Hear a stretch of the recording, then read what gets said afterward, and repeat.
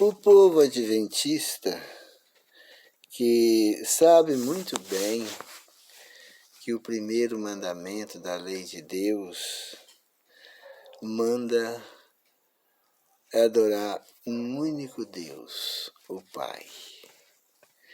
Mas por amor, às vezes, à religião, e por algum pacto que eles devem ter feito aí com alguma igreja, eles são obrigados a negar o primeiro mandamento e colocar no lugar do primeiro mandamento mais dois deuses, colocar a Trindade. Então sufocar agora o primeiro mandamento com a doutrina da Trindade. O povo não pode mais falar que crê em um único Deus, o Pai. Eles podem sim dizer que crê em um único Deus. Um único Deus que é Pai, é Filho e é Espírito Santo. Um Deus triuno ou um Deus trino. Mas onde já se viu um Deus trino? Onde já se viu um Deus triuno? Isso é uma coisa que não tem lógica nenhuma. Isso é uma coisa que não tem na Bíblia, não tem fundamento, não tem lógica. Um Deus só, mas eles são três, embutido em um só. Não existe essas coisas, né? E quem assiste nas igrejas adventistas, lá vão ver eles negando o primeiro mandamento e adorando três deuses em lugar de um só Deus. Se a pessoa quer adorar um único Deus, o Pai, e chega na igreja e vê eles adorando três como se fosse um, qual é a reação dessas pessoas? Elas não ficam escandalizadas? Claro que fica, né? Porque muitos adventistas entendem que o primeiro mandamento manda adorar um único Deus, o Pai. Mas se eles, ao menos, sonhar em falar isso lá dentro da igreja, eles são expulsos da igreja. Eles não podem permanecer lá. Se eles ao menos desconfiar que a pessoa está entendendo que o primeiro mandamento manda adorar um único Deus, o Pai, já é motivo para eles cortar todos os cargos que a pessoa tem na igreja, não deixa ele nem pregar lá no púlpito da igreja. Ele é isolado.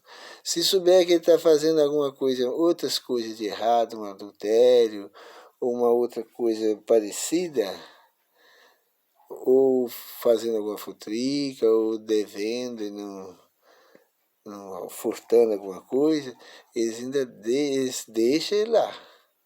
Eles dão tempo para ele. Fica devagar com ele. Mas se descobrir que ele não aceita negar o primeiro mandamento da Santa Lei de Deus, ele é imediatamente expulso. Ou ele pode ficar lá por uns tempinhos, mas ele fica como uma visita lá dentro. Em Hebreus 10:38 diz assim: o meu justo viverá pela fé, e se ele recuar, nele não se compraz a minha alma. Nós chegamos a um tempo que nós temos que viver pela fé. Chegou esse tempo do cristão viver pela fé. E não existe para onde correr. Se for para a Igreja Católica, vão ter que desobedecer 3 mandamentos. O 4º mandamento, o 2º e o 1º da Santa Lei de Deus. Se for para as igrejas evangélicas, vão ter que desobedecer o 4º mandamento e o 1º mandamento da Santa Lei de Deus. Lá eles negam abertamente 2, o 4º e o 1º. Mas e se as pessoas terão que colocar... e se a gente for para a igreja adventista do 7º dia? temos de desobedecer o primeiro mandamento da santa lei de Deus. Já parece que é melhor um pouquinho, porque lá nas ruas tem que obedecer o quarto, desobedecer o quarto, o segundo e o primeiro. Na igreja evangélica tem que desobedecer o quarto mandamento e o primeiro. E nos adventistas, a gente tem que desobedecer só o primeiro. Mas a Bíblia diz que aquele que guardar toda a lei e tropeçar num ponto se torna culpado de todos. Então, nesse ponto, os adventistas estão exatamente igual às outras igrejas, negando a lei de Deus, né? As pessoas terão que colocar a doutrina da Trindade acima do primeiro mandamento, da santa lei de Deus, para ser um adventista. Se a pessoa não aceitar, negar o primeiro mandamento, nem batizado ele pode ser. Se na profissão de fé a gente falar assim, ó, eu creio em um único Deus, o Pai. Creio que o Senhor Jesus não é Deus, é o Filho de Deus. Creio no Espírito Santo como o poder de Deus.